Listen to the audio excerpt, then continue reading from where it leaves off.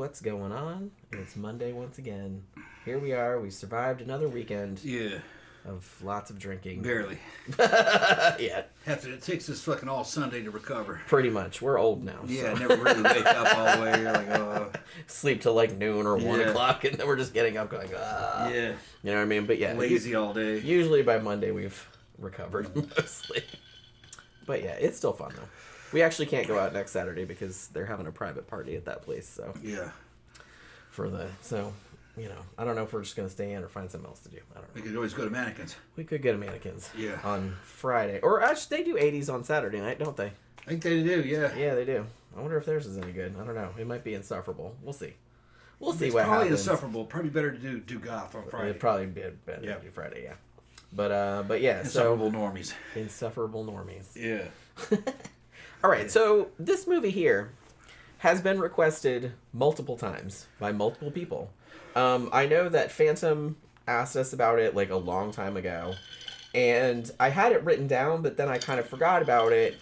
But then one of our newer patrons, whose name is Amber, she sent me a message on Patreon and asked me about if we had reviewed this. She wanted to know about this one and another kind of made-for-TV ghost movie from 1996, which I think was called The Crying Child. Which I hadn't heard of, but I wrote that one down too because I said maybe we'll do that one in the future. But yeah, so she asked about this one, and I was like, I could have sworn that we reviewed this movie, but when I looked back, I was like, no, we didn't. And Phantom's like, no, you didn't. So I was like, okay, I must have been thinking about another one then, The Haunting of Someplace Else, I'm thinking. So this movie here, it's from 1994. And originally, the version that we watched, which was the free one on YouTube, it's not, fantastic quality because it's obviously was ripped from VHS. But it had the Sci-Fi logo in the corner, so it obviously showed on the Sci-Fi channel. And it was like, hey, The Frighteners is coming on next. So I was like, oh, that's neat. But I think originally it was made for USA, or that was the place that it first aired. I think it's also aired on Lifetime, which actually kind of makes sense because this was an okay movie, but it's kind of womany. And not in a good way. You know what I'm saying? There's a lot of relationship drama. It's like a chick flick. Yeah, which like I said, I'm a chick, obviously, but I'm not usually a big fan of those. Yeah. Especially in kind of horror movies or stuff that's supposed to be scary. I'm like, let's not have the Harlequin romance. Yeah, I was going to say that. It was kind of like a romance novel. Yeah, a little bit. But I don't mind a little bit of that because, you need some character development. And I get that they were trying to draw a parallel between this couple's relationship and the ghost people, I guess. So I get that. You can do a little bit of it, but I felt like it hammered on it a little bit too hard. You know what I mean? Mm. But overall, I thought this was pretty good. I thought it was a well-made movie, but that didn't interest me that much. Yeah. It would probably be for some people, just not really for me. Yeah, I was reading some of the IMDb reviews of it, and they were about 50-50. Some people thought, it was kind of slow and boring, or it wasn't anything new. Some people thought it was I didn't see any scores higher than 7 or 8. Nobody thought it was the best movie ever, or anything like that. But it has a really good. The cinematography is really nice, I will say. And even though the version that's on YouTube kind of looks like ass, but because VHS. Yeah. But wherever they shot it, I guess it was in Mendocino. I don't know where that house was. It looked familiar though. I kind of feel like that house was maybe in some other movies. But the house looks great, and the cinematography is great. And like I said, it had some cool ideas. Had a really good cast. Ally Sheedy is in this. Yeah. Louise Fletcher is in it. Although I wish she'd been in it more. She was only in it for a couple of scenes, honestly. And I think the guy that was in it that played her jerk ass husband, William R. Moses, he was apparently in a lot of stuff too, but I couldn't place him. I knew I'd seen him before. I don't remember, what else he was in. Because, Ally Sheedy obviously was in a fuck ton of things.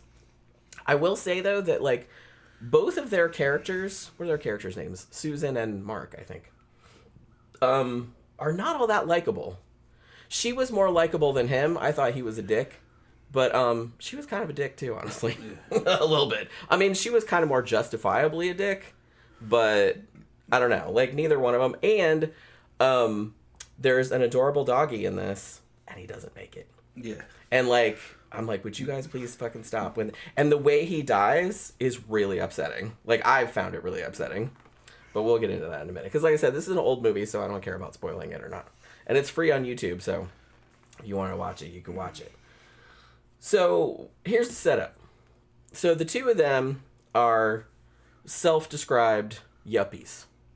Like, he's some hotshot photographer. I don't know what the fuck her job is, but she has some kind of yuppie job, right? And they want to get out of the rat race, as yuppies are wont to do, or were in this era, I guess. And they're like, we're going to go and buy an old Victorian house and turn it into a B&B. And the funny thing is that they go up to look at this one house. And they're like, you know, I don't know about this one. Or, you know, this is Ally Sheedy talking now. She's like, I don't really know about this one. But then she sees another house, like, over on the other ridge or whatever. And she's like, I'm going to go look at that house. Like, she's supernaturally drawn to it. They're kind of trying to imply. The hilarious thing is that when they go to look at that house, you know, the dude's like, well, there's no for sale sign, so obviously somebody probably lives here and, like, owns it and shit. And it's like, you can't just go buying houses out from under people. Like, who the fuck do you think you are? But she's like, well, we'll see about that. And just goes up to the door, like, bangs on the door. And this old lady lives there. And she's like, yeah, I've lived here for 30 years or whatever the fuck. And she's like, and I raised all my family here and I would never leave and all this other kind of shit. And Ally Sheedy's like, well, damn. And then she says, well, I'm going to go back the next day and try to, like, talk her into it, even though she clearly didn't want to sell it.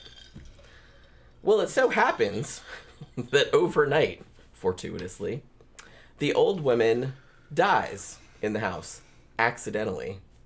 Although, they never really... I think the implication is that... Okay, this is not going to make any sense. The implication was that... Because, look, the old lady... She heard something upstairs. She never said she lived there for 30-something years, and it wasn't haunted or nothing like that. There's nothing about that. And even the neighbor said that. It's like, nobody complained about it being haunted. It's fine. You know, she's like, some bad shit happened there, like, back in the day, but nobody complained about ghosts or nothing. But on the night after Ally Sheedy and her jerk-ass husband visit there, she hears something upstairs and, like, goes up to investigate, right? And so the next day, when Ally Sheedy turns up, she's like, I'm going to talk this bitch into selling the house. She finds the old lady's dead body, like, in the bathroom, like, upstairs. Because she just waltzes right in. I mean, the door's open, but still. And she's worried about her. And she goes up there and her head's all busted up. And the cops come and they're like, oh, well, she must have just, like, hit her head on something and then, like, went in the bathroom. Even though the scene looks like, I mean, because the pictures are all crooked and shit like that. I was like, that looks like an intruder. But evidently the cops didn't think so. You know, I don't know. Yeah. I'm not a cop, so I'm just saying. Amber said she finally made it to her first live stream. Welcome, Amber. Hey, Amber. All right. Yeah. Sorry I'm so late, but finally. You're not that late. We just started like 5 minutes ago. Seriously. Yeah. But yeah, so the old lady dies. And here's the thing, though. The house had not been haunted up to this point, right?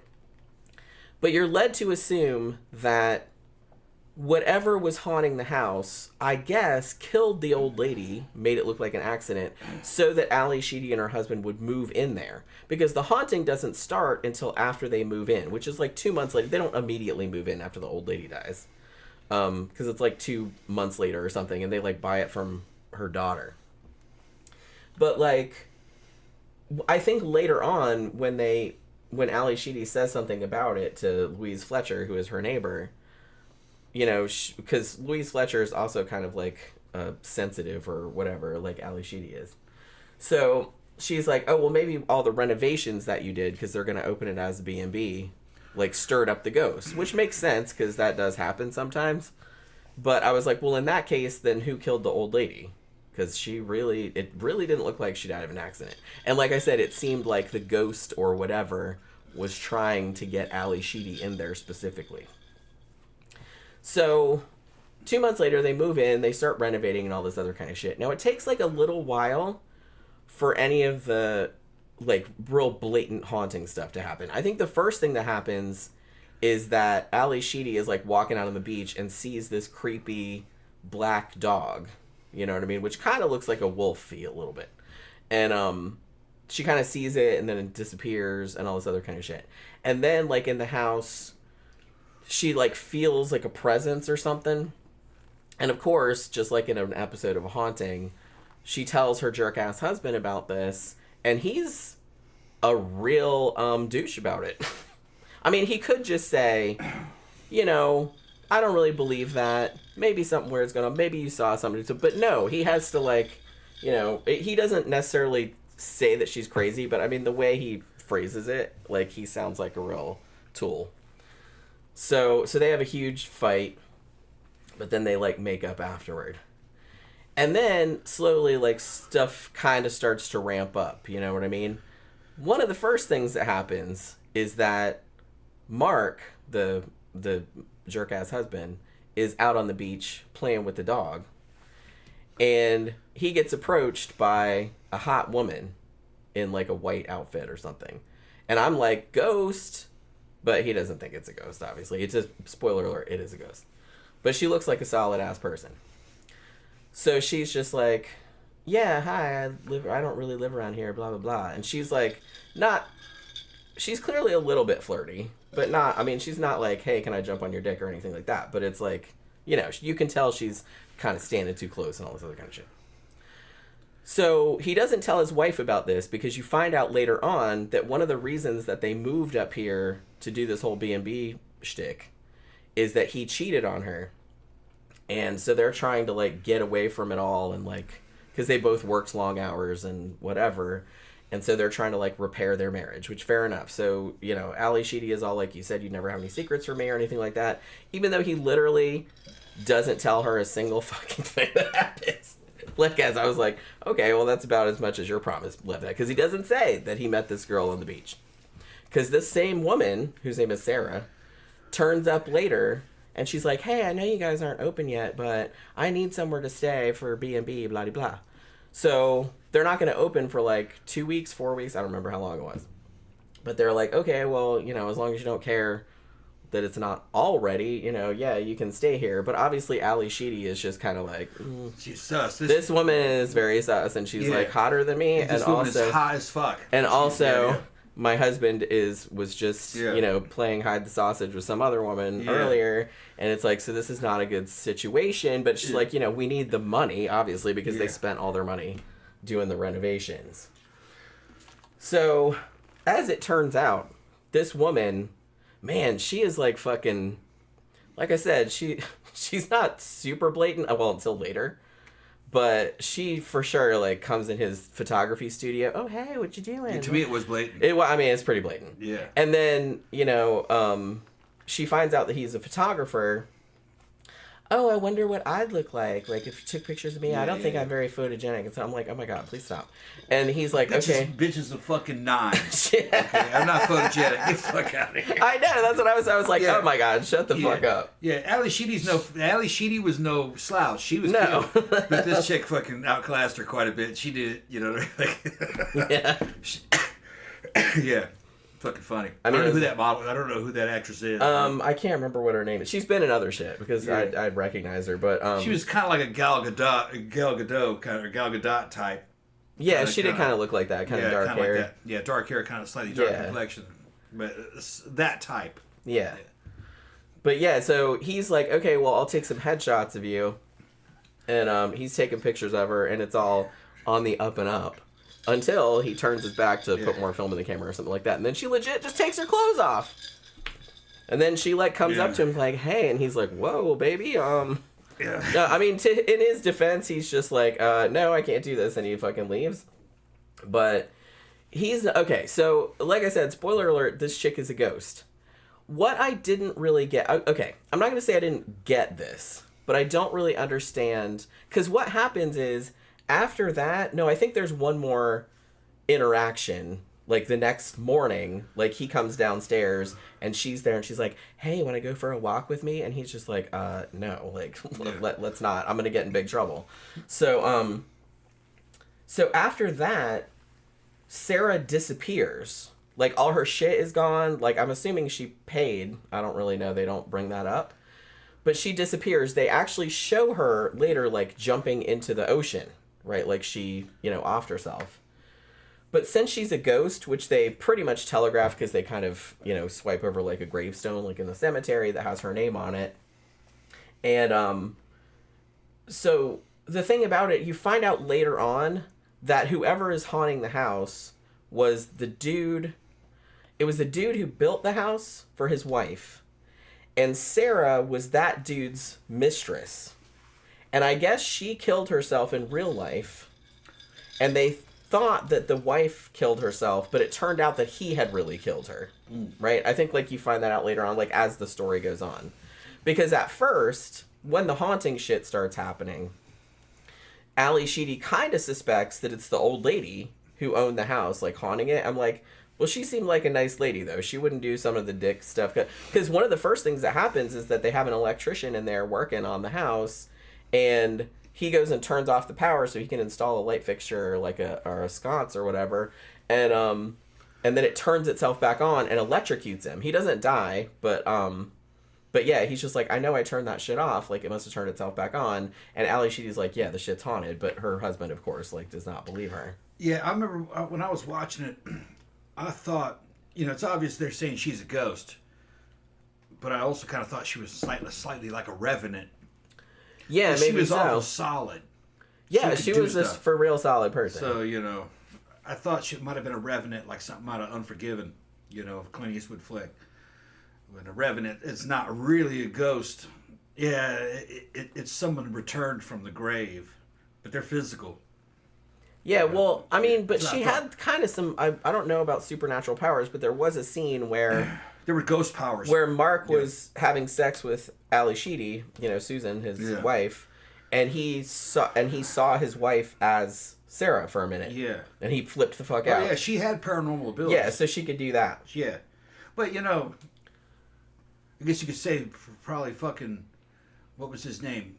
Draven from The Crow. He was a revenant. Eric Draven, yeah. Yeah, Eric Draven. He could. Yeah, because he was a solid dude. He was a solid dude, but he had paranormal abilities too. I thought it was something kind of like that, like a revenant. But maybe not. Might just be a poorly written ghost story. Ghosts usually are fucking not very physical. There might be an apparition in the movie. A ghost is a pretty broad concept, so I kind of feel like as long as you establish rules in your movie about what the ghost can do and not do, then I'm not bothered. If you want to make them solid, like a revenant, I said, in the movie that you just said with Clint Eastwood. Yeah. You know what I mean? High Plains Drifter. Yeah, High Plains Drifter. If you want to make it a revenant like that, it's a guy, but it's obviously not a guy. It's a ghost, you know what I mean? Pale Rider seems to be a fucking revenant also. I think so too. That's almost like the same movie, honestly. Yeah, I've forgotten. We just watched Pale Rider. Yeah, I got them both. They're retellings. I was like, yeah, it's kind of the same. Kind of retellings of the same story. Now Amber says, I thought the implication was that Jeremiah, who was the guy that built the house, saw Ally Sheedy's character and thought she was his wife, so he killed the old lady. Oh, okay, that makes a lot more sense. But still, though, why would Sarah show up though? I guess she was just reliving.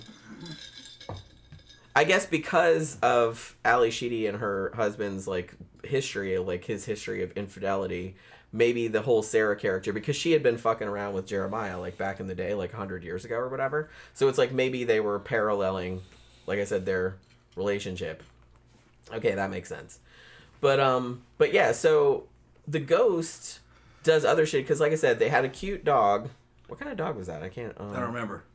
It wasn't a golden retriever. I can't remember what kind of dog it was. I don't remember what the dog was like. But it was just a dog. It was just a dog. Yeah. But he was a good dog. And I knew as soon as that dog showed up in the movie, I was like, God damn it, movie! I know something bad's gonna happen about Puppy, and I was just really mad about it. It's stop killing kill all the people you want in horror movies. Stop killing the puppies and the kitties. Okay, just knock it off. So this dog.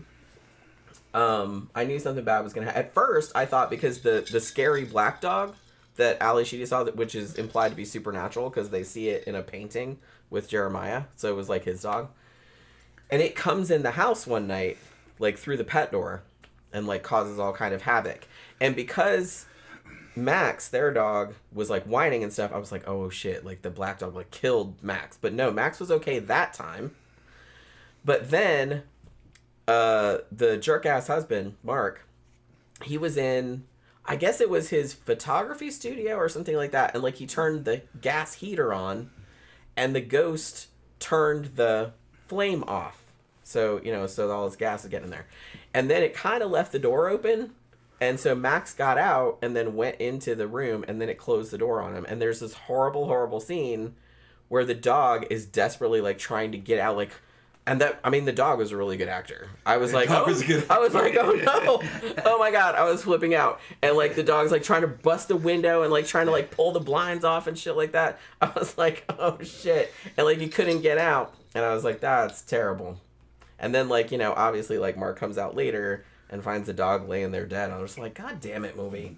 Stop killing the dog. But like I'm not apropos of nothing, but I was watching a movie on Shudder a couple days ago, which I'm probably going to put up a review of sometime this week.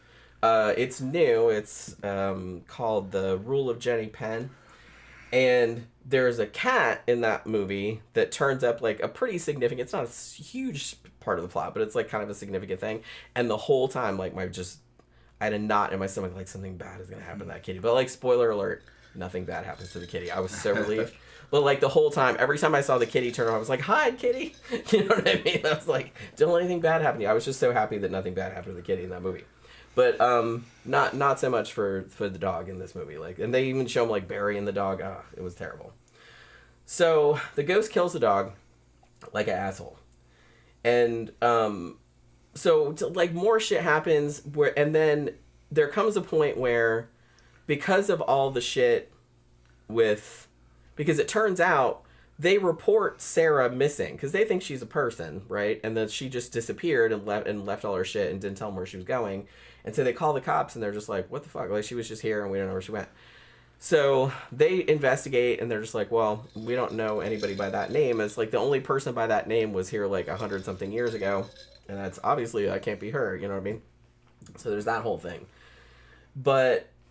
Ally Sheedy finds out that her husband is like, oh, I have pictures of her. And she's like, you have pictures? How do you have pictures of her? You know what I mean? And then, like, he tells her, oh, yeah, she came in and wanted some headshots. I just took some headshots. He does not tell her that bitch took her clothes off and, like, tried to smooch him. And she does smooch him, actually. Doesn't she? She, like, comes up and he's just like, okay, I'll accept it. He's like, no, I can't do that. But it's like... I just thought that was trying to minimize the impact. I know. I just thought that was really funny because I said the whole thing, which I wasn't there. It wasn't me. Ally Sheedy like repeated many times was like, after you fucked around last time, you promised you'd never have any secrets from me. So he didn't tell her that he met this chick on the beach prior. He didn't tell her that he had taken pictures. He said that he took pictures of her, but only after he got caught. And then he never did tell her that the woman had taken her clothes off and kissed him and tried to like jump on his dick. That was on her. I didn't do it. Yeah. I mean, but you'd think that. I can tell you, then you're fucking. I can tell you, then you wouldn't let me see her again. She might do it again. That's exactly why. That's exactly why. So I'm sitting there like the whole. So I was like so mad at that dude the whole time because she's just sitting there going, "We said there's gonna be no secrets." I'm like, "Bitch, he never told her. He never told her that she took her kid off." Yeah, covered for. Yeah, totally. And I was just like, "Oh my God." He didn't fuck her or anything like that, but he left some important details out. He was just looking, and also I forgot to mention too that pretty much like the same day or the next day that Sarah moved in, because like I said, she was staying there for 5 days or whatever it was, and she's like, "Oh, the window in my room won't open." Yeah. And it's like, so come up to look at it, and like Ally Sheedy's like, "Well, I'll go up to fix it," and he's like, "No, I'll do it." And I'm like, "Yeah, of course you will." So he goes up there, and bitch is like, of course, like naked in the bathtub.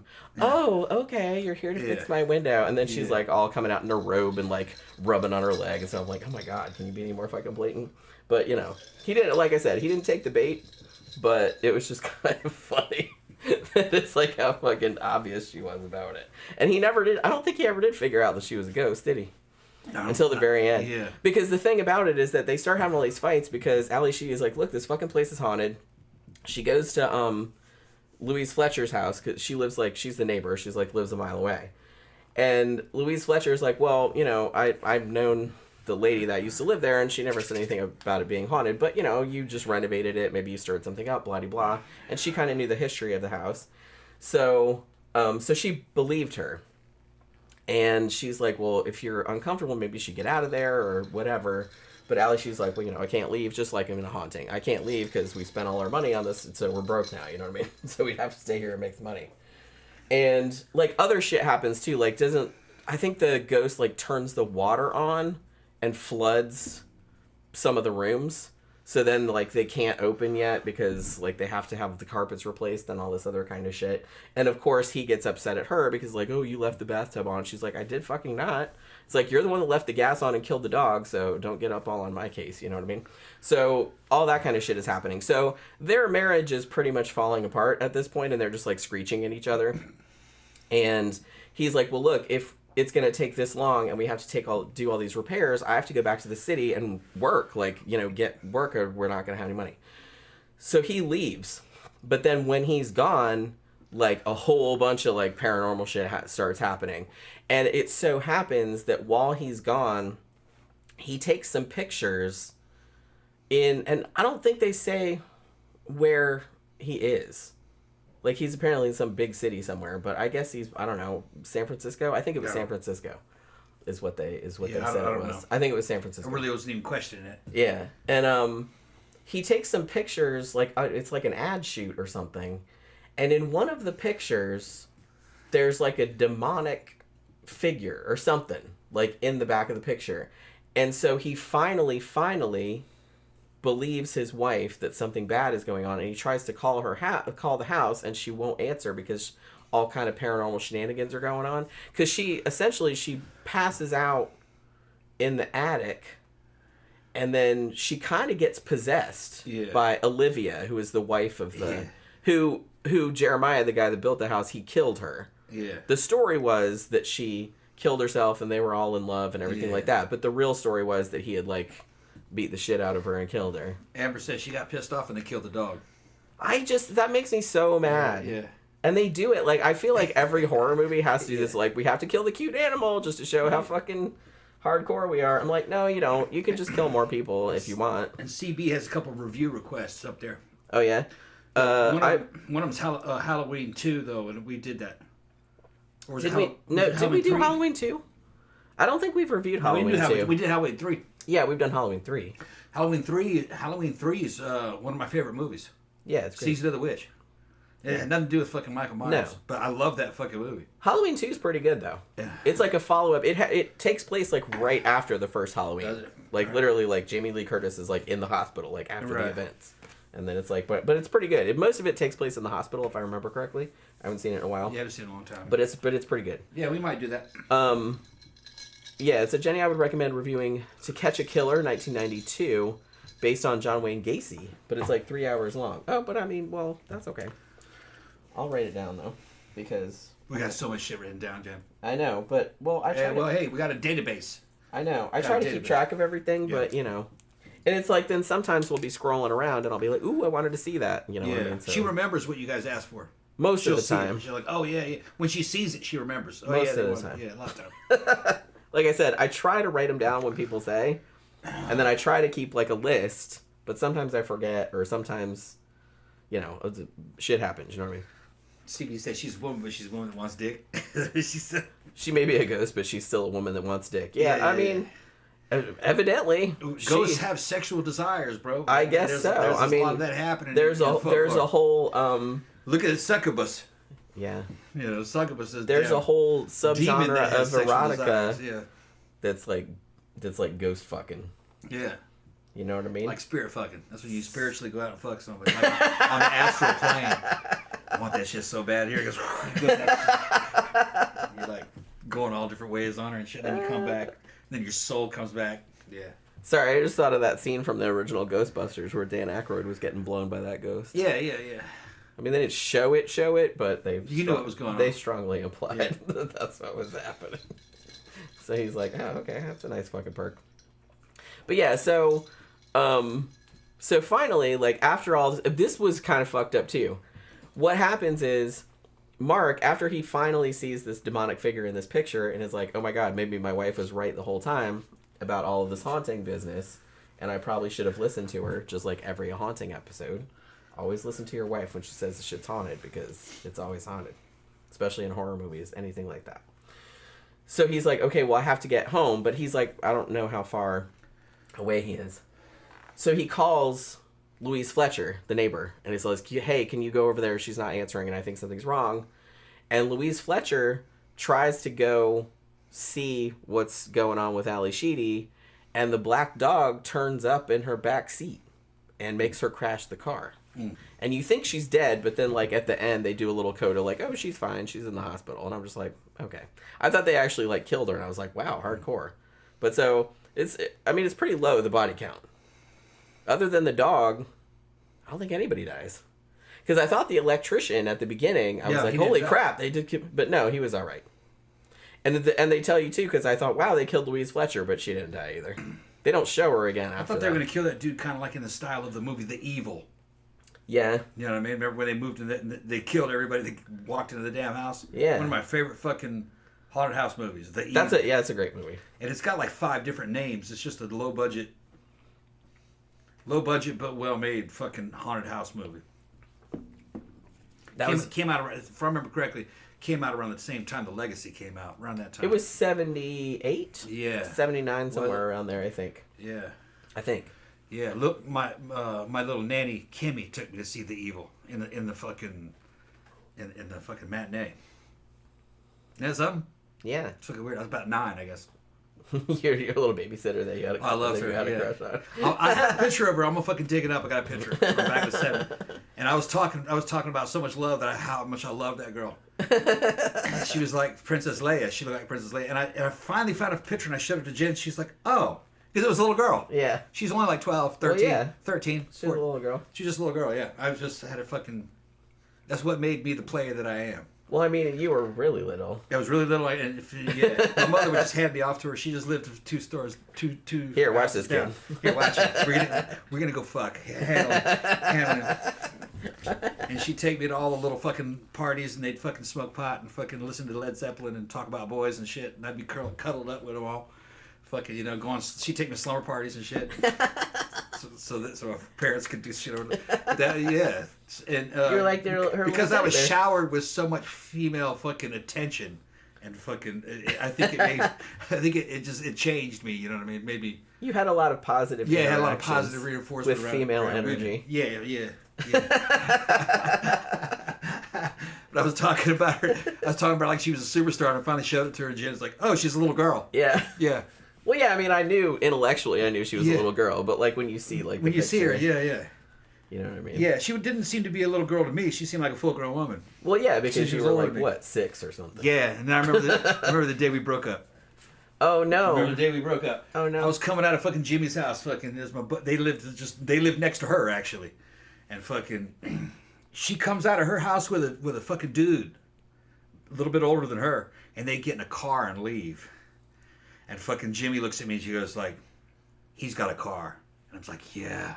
Oh. Yeah. Fuck.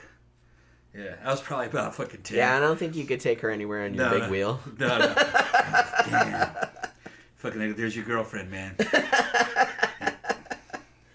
Dude's got a car. And like, yeah. Yeah. I was 10. Yeah. She's probably only like 15. I can't drive. She's probably like 14 or 15. Aw. Poor town guy. It's a little heartbroken. Yeah. But it's funny, you're a kid, you shake it off like it didn't happen. Well, yeah. Real quick, you're like, okay, yeah. That's just how that happens. This is how it is, yeah. Yeah. So finally, Louise Fletcher doesn't die. Like I said, I thought she got killed because the accident looked pretty severe, actually. It goes off the fucking ridge, just like in, it's a movie crash. So they go off the car didn't blow up, but but they say threw in a line later that she was all right.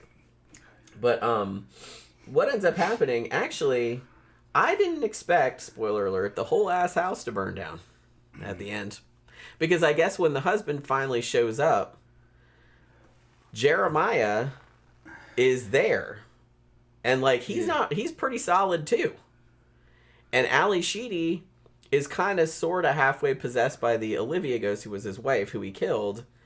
And she's in the wedding dress that she found in the attic and all this other kind of crap. And he's like kind of dancing with her or whatever. And then like, is he trying to kill her? I don't really remember. I think he wanted her to forgive him for killing her. I'm just like, nah, bro. I'm not doing that. But, I guess if it makes you feel better, okay. But they do a whole thing where they kind of they go back to wherever, and there's I don't even remember how the fire started. Honestly, was there candles? Probably, but like one room started, and then like they run out and the whole house. But then like they show like the next day like all the cops there, and like the house is like nothing but a fucking smoldering ruin. It's like it looks like fucking what's that house that they did the Summerwind? Yeah, it's worse than that even, because like at least Summerwind still had like a chimney and some shit left. This was just like a bunch of just black sticks. Yeah. Pretty much the whole ass thing burned down. Karen says, "I wish you look up Kimmy." What was funny is that Kimmy was probably only 4 or 5 years older than me, so we're basically roughly the same age now. Yeah, I forgot. I could go through the family records, ask my mom what her last name was. I could probably find her. Yeah. Yeah. I wonder if she'd remember. My mother would know what her last name was. I don't remember what her last name was. She'd probably remember you. She'd remember me. You're pretty hard to forget. Yeah, she'd remember me. We grew up together. Yeah. Amber says, have you guys seen The House That Would Not Die with Barbara Stanwyck? I seem to remember seeing that a long time ago and liking it, but I haven't seen it in many, many years. If it's the one that I'm thinking of, it very well might not be. Because that's the thing. I love haunted house movies. I love anything like that. And I've seen so many of them that I've forgotten which ones I've seen. Like sometimes I'll come across one on YouTube because I love those channels that some people have. It's like, you know, all made for TV movies from like the 70s and 80s and stuff. And I'll put one on that I don't think I've ever seen before. And I'm just like, wait, I've seen this. Like probably 2 or 3 times. Like, how did that happen? Well, sometimes they're under like different names and stuff like that too. But yeah, so whole ass house burns down at the end. No, and then at the end too, they say that they're broke. And I'm like, was the house not insured? You kind of have to have house insurance, especially if you have a B&B, like if you're running it as a business. Pretty sure legally you have to have insurance on that shit. So I was like, you can't be that broke. I mean, it'll be a while before the insurance comes through, I'd imagine. Yeah. Like, because they have to do like an arson investigation or whatever. It's a paranormally caused fire, I suppose. But yeah, so it's like, I don't know. You can't be that broke. You had to have insurance. That's all I'm gonna say. But yeah, so all in all, it's pretty good. I kind of feel like it was a little bit too focused on the relationship woes between the two of them. Like I said, I get that they were trying to parallel, you know, the couple that had lived there before, sort of. But I don't know. I feel like they should have focused more on the haunting stuff. There was some haunting stuff, but it took a while to get to that, you know? Yeah. But I mean, it was pretty good. I thought it was kind of mid. Yeah. The production value I think was pretty high. It was well made. Writing was good. But I wasn't the intended audience. This isn't. You're not talking about Poltergeist or fucking, you know, The Evil or any of these other like hardcore or you know, hardcore style ghost movies. It's not what it's about. It's like Jen said at the beginning. It's kind of more like something out of a Harlequin romance novel. It's a little soft, but it was made for TV. So, and it was going. It was going for the adult demographic and probably heavily female. They were trying to kind of make it sexy. Well, yeah. Because there's like some sex. I mean, it's obviously was made for TV, so there's no nudity or anything. There's nothing you can do with it. Right? But they were obviously trying to put like some kind of steamy sex scenes in there, like within the limitations. Yeah. You know, and with the introduction of Sarah, like you know, getting all up in fucking the husband's face and everything. It was kind of like a more romantic version of that really good one that had George C. Scott in it. The Changeling? The Changeling, okay. The Changeling, I would argue, a lot better. Is one of the best haunted house movies ever made. It's so subtle. Right. And it's just... Yeah. I never get sick of that movie. I think they saw that movie and they tried to make this, and they were, well, let's make it more romantic and more sexual type of deal, you know, fucking... Yeah, they tried to sexy it up a little bit. Sexy the bitch up. It may have worked. I mean, audiences have changed. The audience of the time might have liked it for who they were trying to market. I mean, a lot of people talk about this one as being like a very well remembered made-for-TV movie from this era. One thing, I was watching a podcast where they were talking about this movie, and the one guy the one guy and the one girl really hated it, and then the other guy like kind of liked it. Like, he wasn't super enthused, but he thought it was pretty good. But one thing that one of them said kind of stuck out to me. They kind of said, the chemistry between Ally Sheedy and the guy, William Moses, that played her husband, was not great. Like, they really didn't seem to like each other at all, which, you could get that because it's like, yeah, they were trying to work through their marriage and because he had cheated on her and blah, blah, blah. So it's like, yeah, there's going to be some tension there, but it's like they really both seem like jerks to each other and like they didn't like each other at all. And there wasn't like a lot of chemistry there.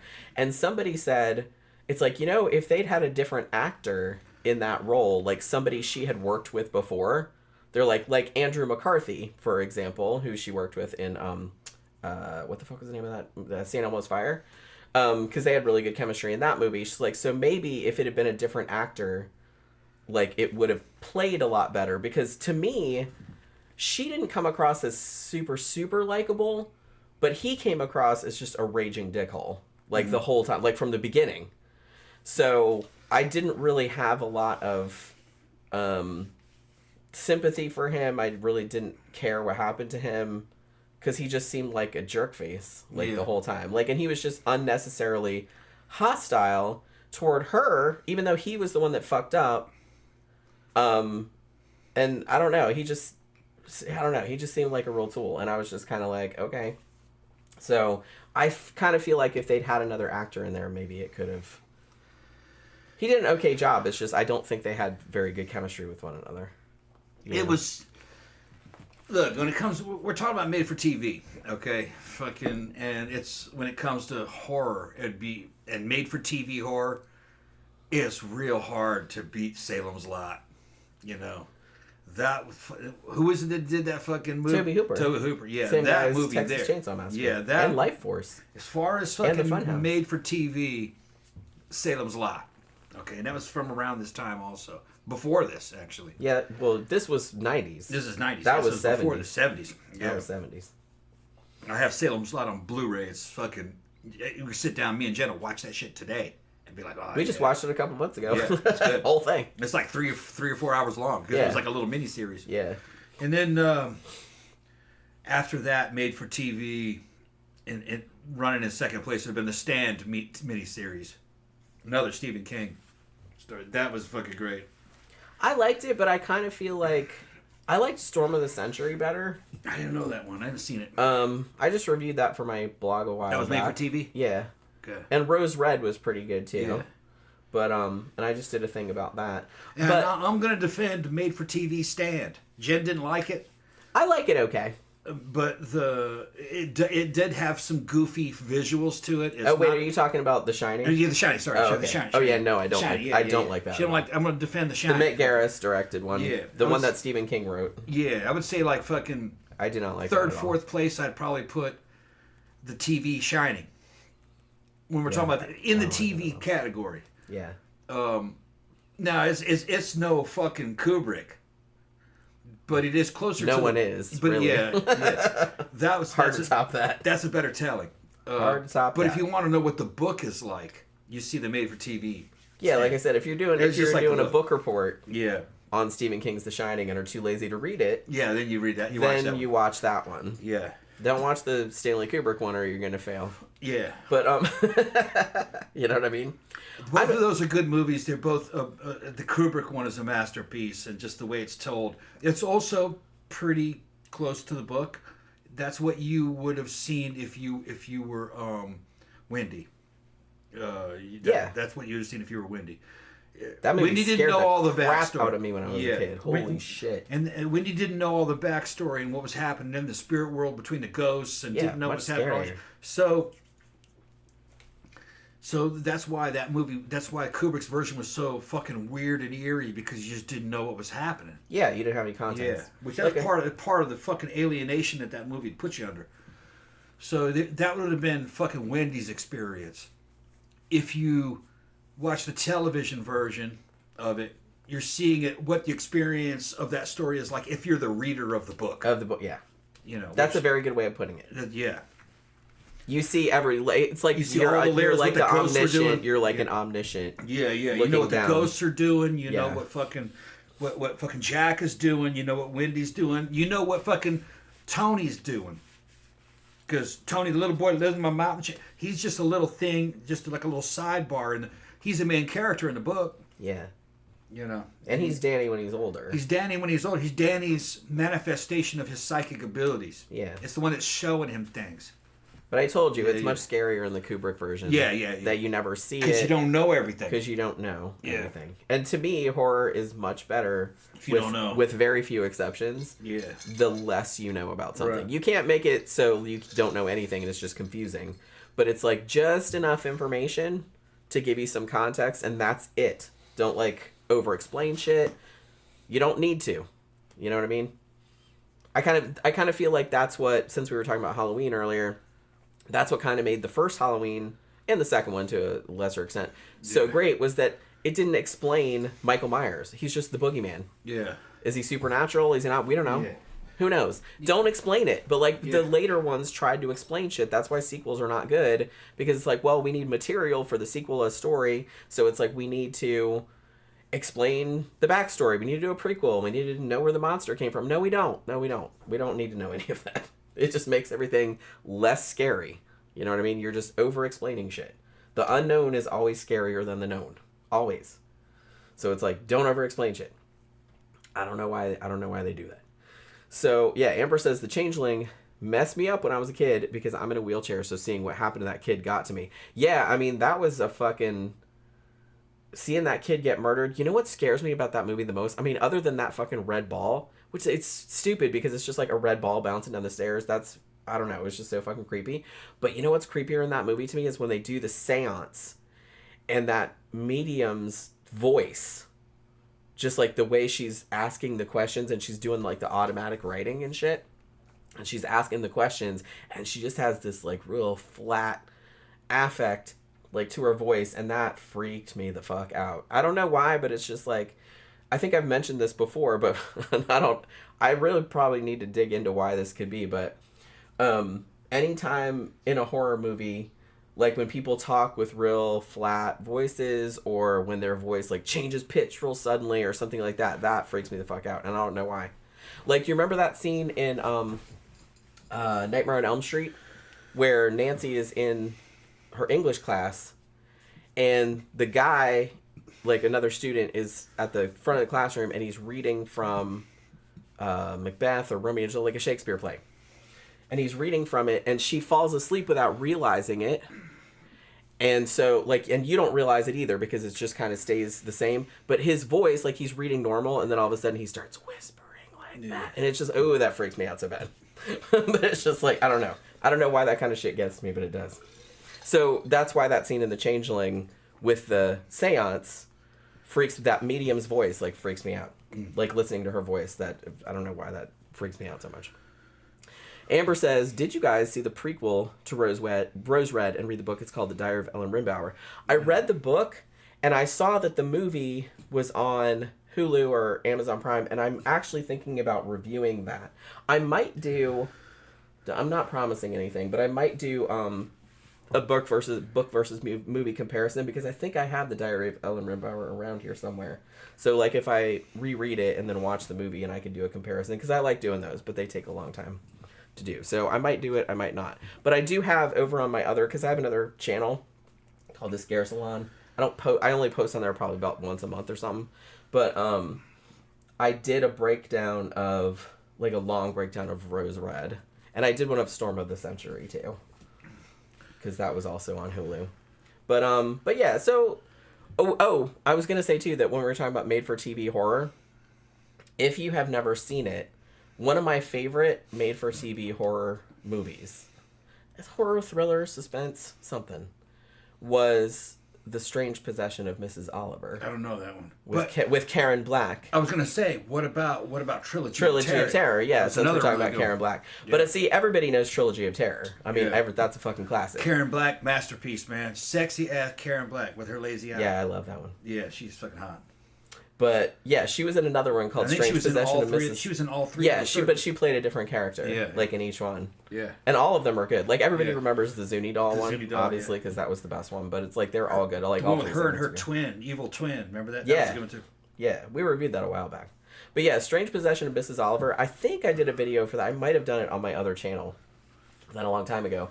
I just stumbled across that. I think the screenplay was written by fucking Richard Matheson too. And I came across it just by accident, and I watched it because I was like, ooh, Richard Matheson and Karen Black, and I have never heard of this. And it was so good. It was like one of those movies that, you know, I've seen like a bajillion horror movies, so it's hard to surprise me. Yeah. So when I watched that one, I kept trying to guess like what the outcome, and I did not guess. I was way off. So it's like, so by the time I was resolved, I was like, good show, movie. I can't believe you fucking did it. Yeah, I had no idea what was going on, but it's great. Tomorrow, me and Jen got to go to Disney. We're going to Disney World. Got to do the Disney World thing. Tomorrow. It's a family thing with the in-laws, her mom and her sisters. My mama, and my sister, and my brother. So, maybe I don't know if my sister-in-law is coming or not.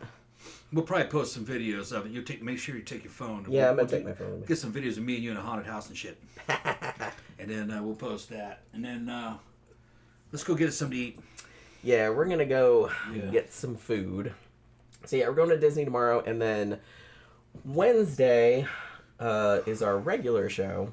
And we're going back to the true crime. Okay. Serial killers. Actually, serial killers. 4 of them. All right. We're going to be talking about the Ripper Crew. Okay. All right. Which happened in Chicago in the early 80s. And these dudes, wow. Never heard of them. Which is shocking because this shit was fucking horrific. Okay. I really don't know why more people don't know about this kind of shit. But yeah, so we're going to be talking about that on Wednesday night, so that should be nice and cheerful, shouldn't it?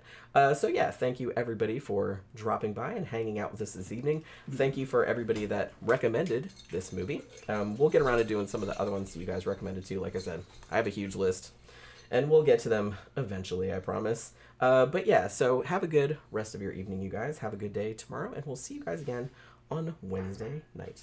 Good night.